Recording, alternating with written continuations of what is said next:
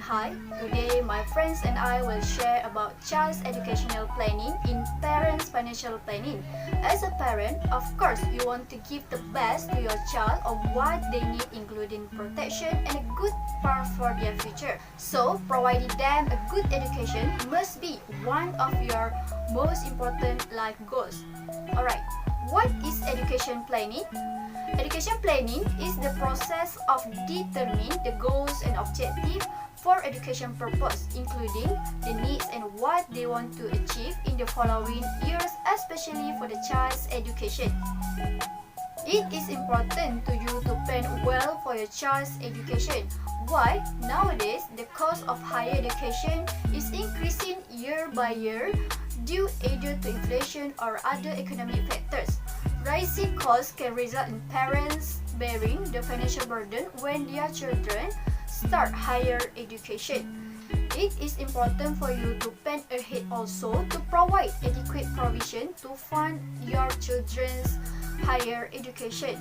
Then also to identify the amount that needs to be saved or invested every month to simplify the steps of creating a family budget, and last but not least to determine investment goals, which is education.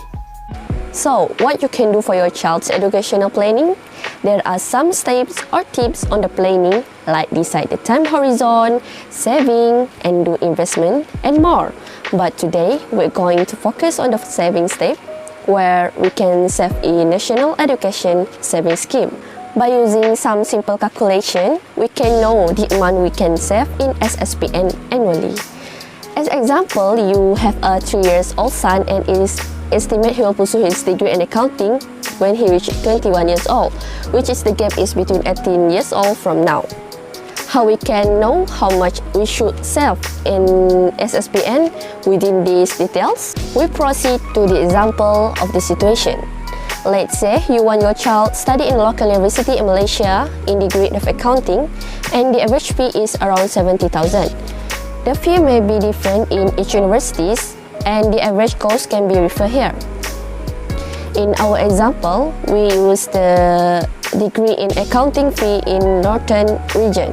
Then we assume that the education inflation is 4% and after 18 years the present cost of 70,000 ringgit may increase to 141,000 ringgit and 7 in the future, which is 18 years from now. That is the example for local universities. If parents want their child to pursue study overseas, like in Northumbria University, Newcastle in England, with the same course which is in degree in accounting, the education fee may be higher, which is 187,000 ringgit at 154 for future fee. After a few more steps added here, such as follows, we can know the amount for saving in SSPN annually.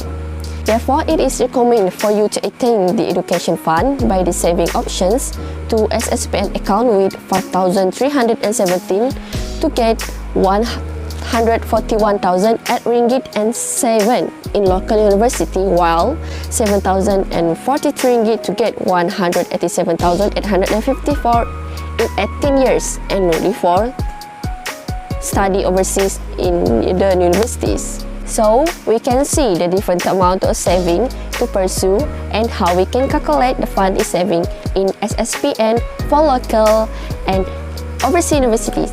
And it is the parents' choice to choose the best and desired universities for their child in the future. So, that are some explanations on importance of child educational planning and the tips on saving. So, saving for your child educational planning and by utilizing the National Education Savings Scheme. You are required to review your child's education planning every 1 year or 2 years. By this, we hope you can implement the tips on your future reference.